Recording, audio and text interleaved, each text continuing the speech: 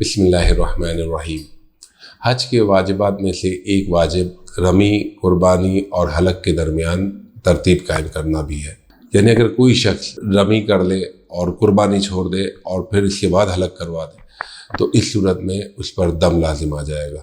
پہلے رمی کرے گا، اس کے بعد قربانی کرے گا اور اس کے بعد حلق کروائے گا۔ اور سنت یہ ہے کہ اس ترتیب کے بعد طواف زیارہ کیا جائے۔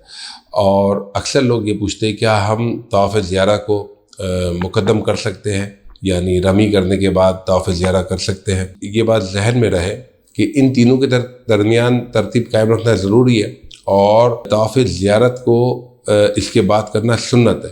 اگر کوئی شخص طواف زیارہ کو پہلے کر لیتا ہے تو اس صورت میں یہ سنت کے خلاف ہوگا، اور علماء نے اسے مکروہ تنزیہی لکھا ہے، لیکن اس صورت میں کوئی گناہ نہیں ہے اور نہ ہی کوئی دم یا صدقہ لازم آتا ہے۔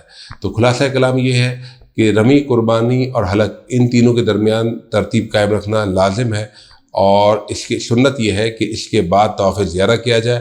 لیکن اگر کوئی شخص طواف زیارہ کو مقدم کر لیتا ہے، قربانی سے پہلے کر لیتا ہے یا حلق سے پہلے کر لیتا ہے یا رمی سے پہلے طواف زیارہ ادا کر دیتا ہے تو اس صورت میں وہ گناہگار نہیں ہوگا۔ وما علینا الا البلاغ المبین۔